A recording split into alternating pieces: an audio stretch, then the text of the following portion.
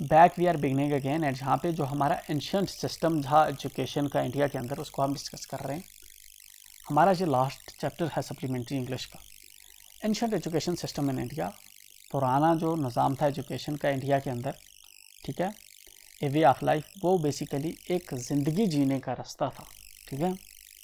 In ancient India, पुराने हिंदुस्तान में, both formal and informal ways of education system existed. दोनों जो फार्मल एजुकेशन और इनफार्मल एजुकेशन जो तरीके थे एजुकेशन सिस्टम को हासिल करने के, वो एग्जिस्ट करते थे, हुआ करते थे। What does that mean, formal and informal.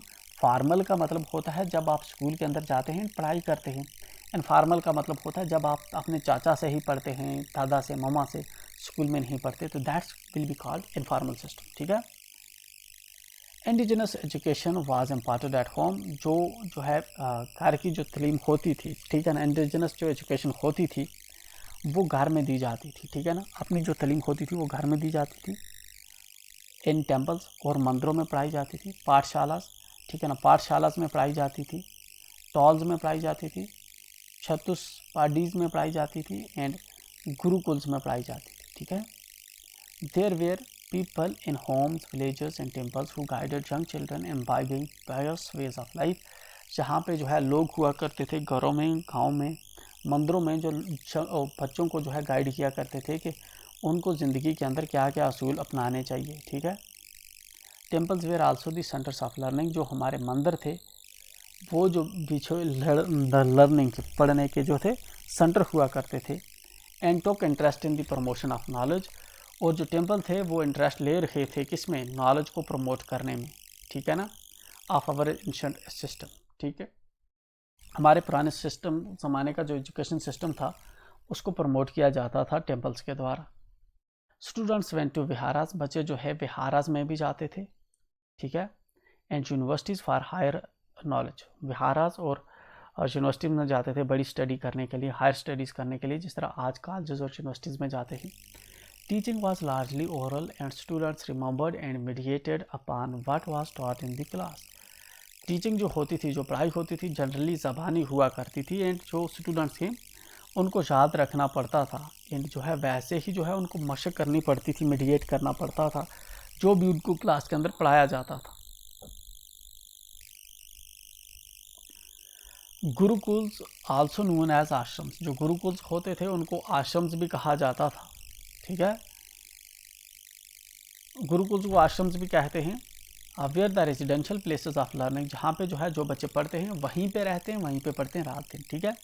Many of this were named after the sages, बहुत से जो हैं जो आश्रम्स हैं इनको जो है सेजेस, जो पादरी होते हैं, ठीक है ना, उनके नाम पे रखा जाता है। सिचुएटेड इन फॉरेस्ट, जो जंगल के अंदर सेजेस रहते हैं, इन ए सरीन एंड पीसफुल सराउंडिंग्स, ठीक है ना, बिल्कुल जो है जहाँ पे कोई शोर शराबा नहीं होता, जंगल्स में जो होते हैं। Hundreds of students used to learn together in gurukuls, hundreds जो सैकड़ों जो लोग बच्चे होते हैं वो गुरुकुल्स के अंदर, इन आश्रम्स के अंदर जो है पढ़ते हैं। Women too had access to education during the early Vedic period, जो पहला अर्ली वैदिक पीरियड था उसके अंदर जो है वुमेन्स भी स्कूल जाया करती थी, ठीक है ना। अमंग द प्रोमिनेंट वुमेन वैदिक स्कॉलर्स, जो आपको बड़े जो वुमेन्स के वैदिक स्कॉलर्स आपको मिलेंगे, ठीक है ना, वी फाइंड रेफरेंसेस टू मैत्री, ठीक है ना, Vishwambhara, Apala, Gargi and Lopamudra, to name a few. ये कुछ ऐसे जो नाम हैं जिनको जो है मेंशन किया गया है हमारे एंशिएंट टेक्स्ट के अंदर, तो ये काफ़ी लर्नड जो थी वुमेन्स थी, ठीक है। During that period the gurus and their शिष्यास, ठीक, उस टाइम में जो टीचर हुआ करता था और जो उसके बच्चे हुआ करते थे, live together helping each other in day to day life, दोनों इकट्ठे रहा करते थे और दोनों जो है एक दूसरे की हेल्प किया करते थे। The main objective was to have complete learning, main जो मकसद था वो ये था कि पूरी तरह से जो है पढ़ाई की जाए। लीडिंग ए डिसिप्लिन लाइफ, ताकि जो है एक डिसिप्लिन वाली जो लाइफ जिए। And realizing one's inner potential, और जो है किसी के अंदर का जो पोटेंशियल है उसको रियलाइज किया जाए।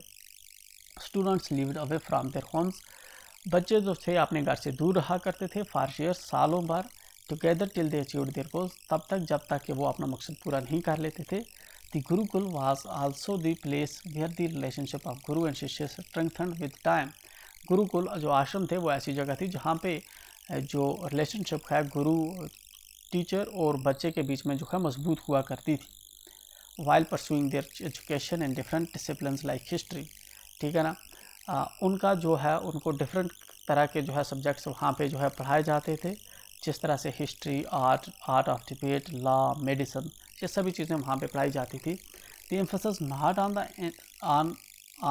Only on the outer dimensions, जो जोर था सिर्फ बाहरूनी वाली अपीयरेंस पे नहीं था, ठीक है ना, but also on enriching inner dimensions of personality, और जो है अंदर की इंटरनल पर्सनैलिटी को भी जो है इम्प्रूव करना फोकस था। कंप्रहेंशन चेक है जो हमें बताता है कि ऊपर जो हमने पढ़ा क्या हमें कुछ पता भी है हमने क्या पढ़ा। Why were travellers attract towards India, travellers जो थे इंडिया की तरफ क्यों अट्रैक्ट होते थे? क्योंकि इंडिया जो थी पिछले ज़माने में एक लैंड ऑफ वंडर कही जाती थी।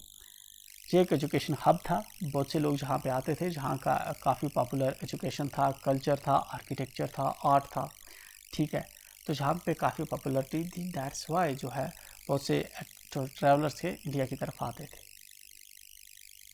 What were the sources of ancient education system, हमारा जो पुराना एजुकेशन सिस्टम है उसके क्या सोर्सेज हमें देखने को मिलते हैं?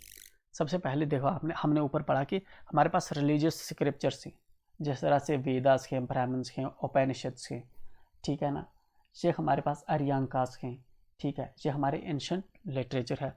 इसके अलावा एक तो हमारा रिलीजियस स्क्रिप्चर्स है, ये हुई एक चीज़। दूसरे हमारे पास क्या है, हमारे पास ऊपर हमने चैप्टर के अंदर देखा कि हमारे पास इंस्क्रिप्शन है, जिस तरह मॉर्गन्स के टाइम पे कुछ पिलर लगे थे, या उससे पहले टाइम पे जो है कुछ पिलर जो लगाते थे उस वक़्त के किंग, उन पे कुछ लिखते थे वो, ठीक है ना, वो भी एक हमारे पास एविडेंस है, ठीक है। इसके अलावा जो है हमारे पास क्या है, हमारे पास जो है दूसरा लिटरेचर है, जिस तरह से लिखा हुआ लिटरेचर, जिस तरह से आपने देखा आर्यभट्टी का है, ब्रह्मगुप्त का है, ठीक है ना, चरक संहिता का है, ठीक है, इस तरह से कौटिल्य का है, ठीक है ना, अर्थशास्त्र जिस तरह से है हमारा, ठीक।